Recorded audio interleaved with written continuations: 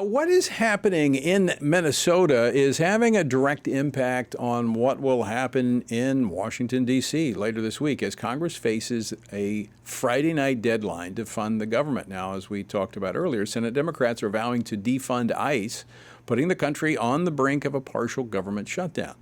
Are other options being considered that could keep the vital elements of Homeland Security functioning? Join me now to discuss this and more, Congressman Dr. Andy Harris, chairman of the House Freedom Caucus and a member of the House Appropriations Committee.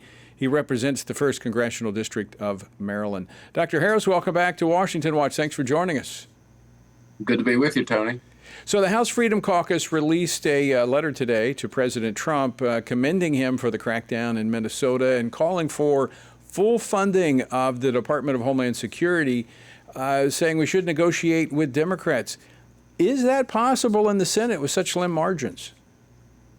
No, look, I think we have to just have the Senate pass the bill as it is. I think if it bounces back between the two houses, it's in trouble. We could have a government shutdown that lasts a few days, perhaps even a couple of weeks. And it's totally unnecessary.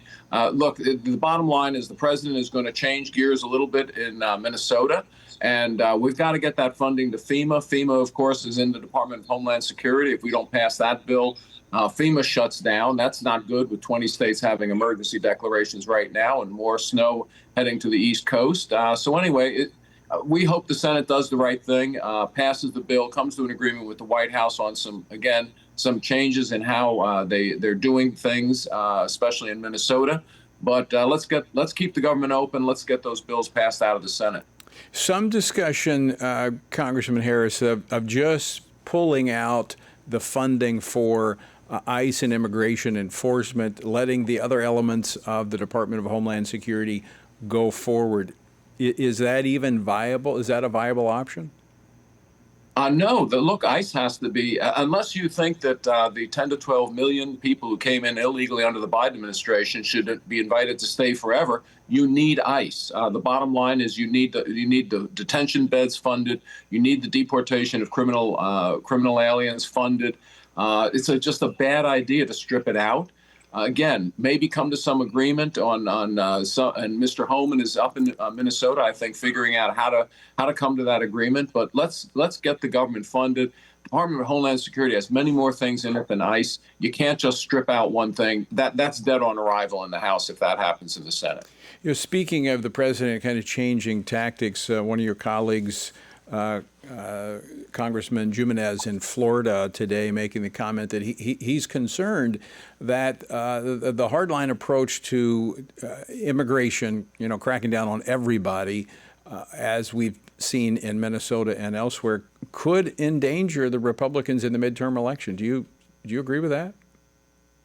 Well, look, the Republicans were elected to the majorities with President Trump to close the border and to begin the deportation of the 10 to 12 million people who crossed the border illegally under the Biden administration. We have to get that done. In all the other jurisdictions around the country where ICE is doing that job, a lot of them, they have cooperation from local officials, so there are no problems. The problems are when you have a governor and a mayor openly telling people in Minnesota to again go against the Constitution, go against the ability of the federal government to enforce immigration law. That's the deal between the states and the federal government at the founding of our country. You have a rogue governor and a rogue mayor. That's the problem in Minnesota. You have calls from both Democrats and Republicans. Well, you have Democrats calling for the Secretary of the Department of Homeland Security, Kristi Noem, to be fired. You have Republican members calling for investigations, wanting her to come testify before Congress. How do you see that playing out? Look, it's up to the president. She obviously serves at the pleasure of the president. I do think that we should come up with a way to have independent investigations done when these shootings occur. You can't have it within the same agency. And likewise, you can't have Minnesota State or Minneapolis doing the investigation because, again, their leaders have prejudiced everything. They basically called this murder. So you can't have them do the investigation either. You have to have some impartial third party do it. We have to come up with some system like that the American people can put their faith in. Yeah, that's a good point because you have some that before the facts are even out or prejudging this, kind of on both sides. And you do need someone to look at the facts very objectively. I want to step back from that for a moment. You're on the Appropriations Committee. I was talking with the House Speaker on my weekend program about this.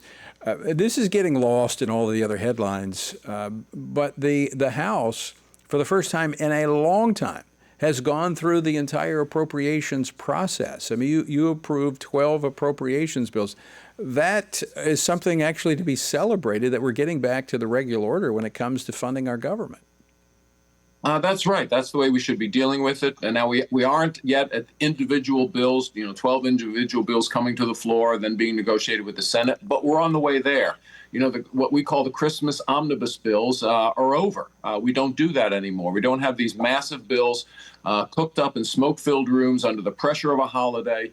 That's a bad way of doing business. We're getting more toward the regular way we're supposed to do business, and that's certainly good. That's certainly good news for the American people, because that's the way representative government is supposed to work. Well, it also allows for, more management of the funding. And I think as we've gotten away from that for over really 2 decades, almost 3 decades of omnibuses, continuing resolutions, it's wasteful. And I think it has fueled the debt spending that we have, has it not?